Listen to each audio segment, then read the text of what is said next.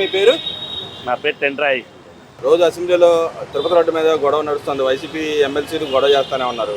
ఈ రోజు చర్చకు సుముఖంగా ఉన్నామని గవర్నమెంట్ అనౌన్స్ చేసింది. దాన్ని ఎలా చూస్తావు? వైసీపీ ఎమ్మెల్యేలు ఎందుకు గొడవ చేస్తారు కదండి? కల్తీ చేశానని ఒప్పుకుంటున్నారుగా. కల్తీ చేశానని నేను దేవుడి దగ్గర తప్పు చేశానని ఒప్పుకున్నారు. వాళ్ళే భయపడుతున్నారు. నేను తప్పు చేసాం, వెంకటేశ్వర స్వామి ఏం శిక్షిస్తాడో ఏంటో అని. ఆల్రెడీ వాళ్ళకి అనుభవం ఒకటి.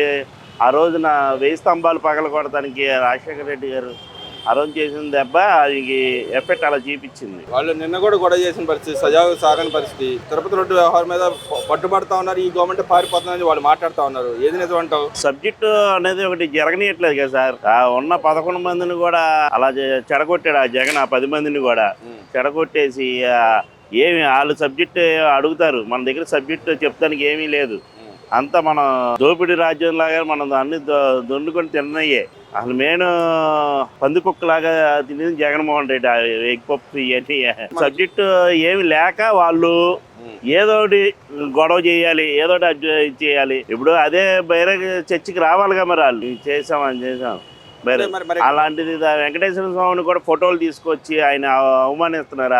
ఇలా పెట్టి ఆ చెప్పులు వేసుకొని ఆ షూ వేసుకొని ఏమండి వాళ్ళ మీడియాలోనే వాళ్ళ సాక్షి పేపర్ మీడియా న్యూస్లోనే చూడండి. వాళ్ళు ప్రకాష్లో ఆ వెంకటేశ్వర స్వామి బొమ్మని పట్టుకొని వస్తున్నప్పుడు నడుచుకొని వచ్చేటప్పుడు ఆ చెప్పులు షూలు అవి వేసుకొని ఇంకా అవి కూడా పెడతారేంటి? కూటమి ప్రభుత్వం వాళ్ళకి షూలు చెప్పులు పెడతారు. నేను బొత్స గారు మాట్లాడతా, మండలిలో చర్చ జరగాల్సింది అసెంబ్లీ జరిగినా జరగపోయినా అంటాడు. మరి అసెంబ్లీలోనే వాళ్ళ నాయకుడే ఉండాల్సిన పరిస్థితి.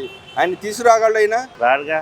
ఎందుకనండి అంటే రాడండి. ఇప్పుడు ప్రజలకు 100%లో 10% అయినా ఏదైనా ప్రజలకి ఉపయోగపడే చేస్తే వచ్చి నేను ఇది చేశాను అని చెప్పుకోవడానికైనా ఉంటుంది.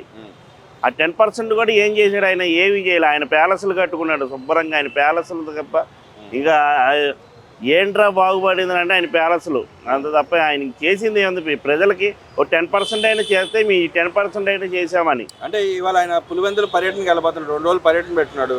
ఎందుకు పెట్టుకున్నాడు అంటారు? దీన్ని నుంచి తప్పించుకోవడానికి, తిరుపతి రెడ్డి వారం నుంచి తప్పించుకోవడానికి పెట్టుకున్నాడా? అంతే కదండి.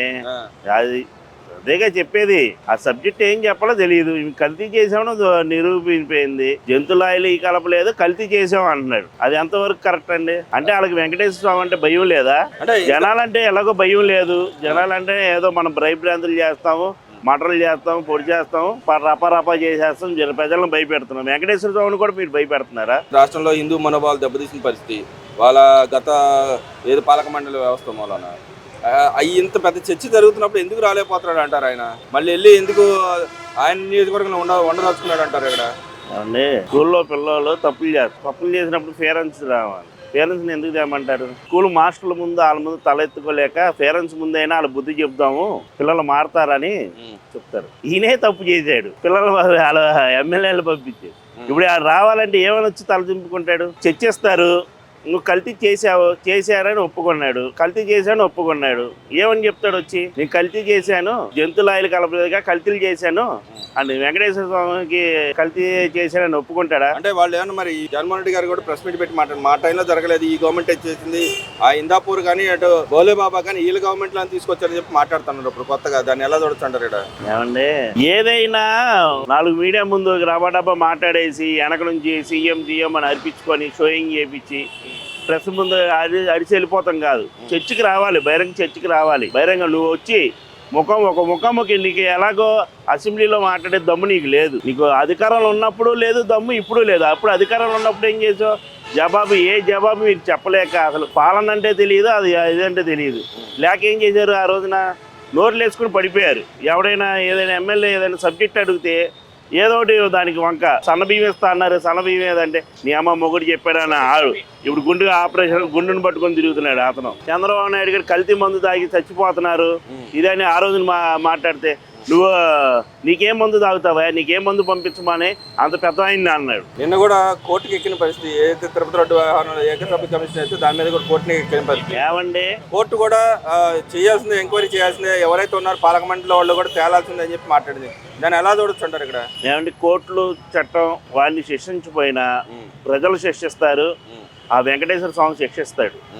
దానికి మాత్రం సిద్ధపడి ఉండాలి జగన్మోహన్ రెడ్డి. ప్రజలు శిక్షించారు ఆల్రెడీ, ఇంకా శిక్షిస్తారు. రేపు వెంకటేశ్వర స్వామి దాన్ని అనుభవిస్తాడు, ఆ బాధ అనేది అనుభవిస్తాడు. బట్ రాంబాబు గారు మాట్లాడుతాను పదే పదే మాట్లాడుతూ ఉన్నాడు. మళ్ళీ చంద్రబాబు నాయుడు గారు వెనకాల ఉండే నడిపించాడు మొత్తం నా ఇంటి మీద దాడి అని చెప్పి మాట్లాడుతూ ఉన్నాడు. కాపు నాయకులు నా వెనకాల ఎవరో లేరు, కొంతమంది నాయకులు వచ్చారని చెప్పి మాట్లాడుతూ ఉన్నాడు. దాన్ని ఎలా దొరుకుతుంటారు? కాపు నాయకులు ఎవరూ లేరని ఎవరు అంటున్నారు సార్?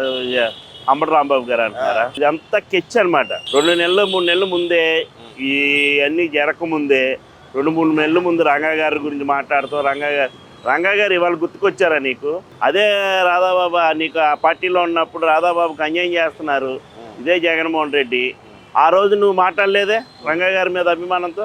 రంగా గారు గౌతమ్ రెడ్డి ఆ రోజు రంగా గారిని విమర్శించాడు. ఆ రోజు అంత చర్చ జరుగుతున్నప్పుడు నేను గౌతమ్ రెడ్డి అనే రంగా గారు అనుచరుడు కాదు, ఆయన అనుచరుడు కాదు, నేను కూడా కాదు అని. అంటే ఇక్కడ మరి ఇప్పుడు కాపులకి అన్యాయం చేస్తున్నాడు కూటమి ప్రభుత్వం, కాపుల్ని ఇలా అన్న రంగా గారు అనుచరులకి అవమానం చేస్తున్నా. నువ్వు వెళ్ళి పవన్ కళ్యాణ్ని ఆ రోజున అక్కడికి వెళ్ళి ఎడంకాలతో కొడితే అక్కడ పడ్డావు, కుడికాలతో కొడితే ఎక్కడ పడ్డావు, ఇప్పుడు వచ్చి ఎక్కడ పడ్డావని విమర్శిస్తున్నాడు. కాపు నాయకుడు కాదండి పవన్ కళ్యాణ్. మరి ఇప్పుడు ఆయన మీద కూడా నిన్ను కూడా తిడతా ఉన్నాడు. మళ్ళీ తిడతాను, నాకు నువ్వు వెనకాల సపోర్ట్ చేయలేదు, కనీసం దాడి ఖండించలేదు, పోగా సపోర్ట్ చేస్తానని చెప్పి మాట్లాడతాడు. దాన్ని ఎలా దొరుకుతుంటారు? పవన్ కళ్యాణ్ అండి, పవన్ కళ్యాణ్ నాగబాబు గారిని తిడతాను, చిరంజీవి వచ్చాడు నా వెనకాల అని చెప్పి మాట్లాడుతా ఉన్నాడు. ఏమండి పవన్ కళ్యాణ్ని అడ్డదిడ్డంగా మాట్లాడుతున్నారు. 3 పెళ్ళిళ్ళు, ఈ పెళ్ళిళ్ళు, ఆ పెళ్ళిళ్ళు, అది ఎంతవరకు కరెక్ట్ చెప్పండి? నువ్వు కాపు నాయకుడివి, నువ్వు ఆడంటే అసమర్థ, ఆడు తిట్టమంటాడు. వాళ్ళ రెడ్లను తిట్టించండి, ఆ రెడ్లను తిట్టమంటే తిడతారేమో? తిట్టరు. కాపులు ఒకరు ఇలాగా మైండ్ గేమ్ ఆడి ఇలాగ ఏదంటే అలా ఇదైపోతారు. కాపుల్ని మనం ఏం చేయాలి? ఇప్పుడు 2 పిల్లలు, ముద్దుల కొడుకు, దత్తపుత్రుడు ఇవి అంటాడు పవన్ కళ్యాణ్ని. మీరు ఎవరు కాళ్ళు పట్టుకున్నాను కండి? కాపు జాతిని తీసుకెళ్ళి రెడ్లకి జగన్మోహన్ రెడ్డి కాళ్ళ దగ్గర పెడుతున్నారా? మీ బతుకులు వాళ్ళ ఇంట్లోకి వెళ్ళి కూర్చుంటానికి లేదు మీ అరగతి.